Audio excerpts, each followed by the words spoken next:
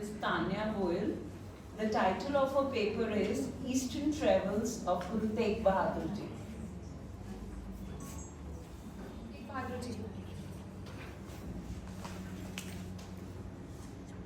After becoming the ninth Guru of Sikhism and establishing the city of Anandpur Sahib in 1665, Guru Tegh Bahadur Ji undertook extensive travels to East India, traveling to UP, Bihar, Bengal and Assam.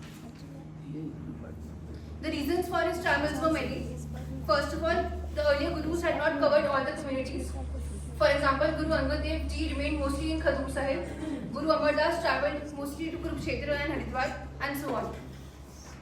Secondly, the political climate also made the journey urgent. Aurangzeb's campaigns in the eastern provinces caused widespread oppression. Just as Guru Nanak Dev Ji had travelled to guide people, the ninth Nanak too responded to the cries of the oppressed. Thus, in November 1665, he set out with his mother, wife, brother-in-law Kirpal Chand and his devoted companions. He first travelled to Jammu region and Haryana before moving eastwards.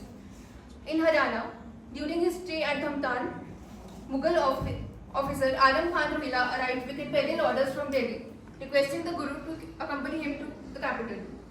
Thus, on 8 November 1665, Guruji departed, escorted by his devoted Sikhs.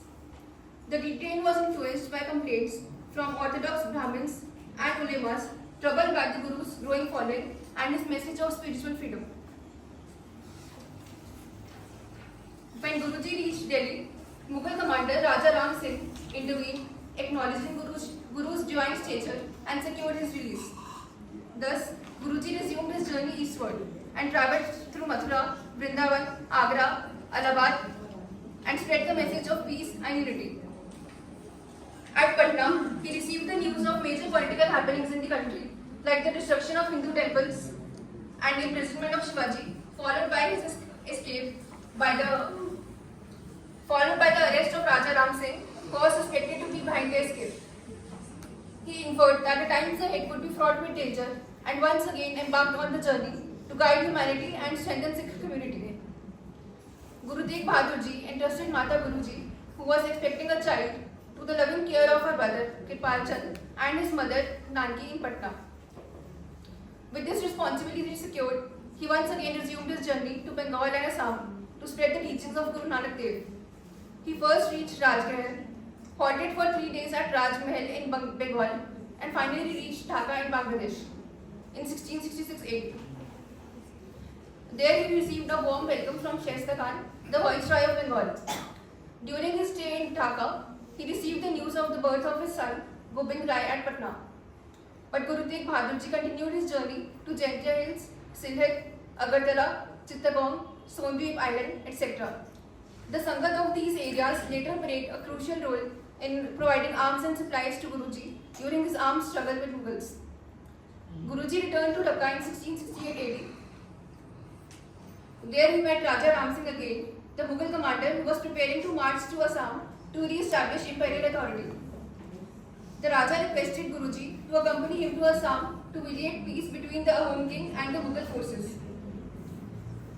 While Guru Tegh Bahadur Ji and Raja Ram Singh camped near the Brahmaputra river, the Ahom ruler Chakradhwaj Singh prepared to defend his land and faith against the Mughals. The people of Ahom kingdom relied heavily on witchcraft and tantric rituals to weaken their enemies.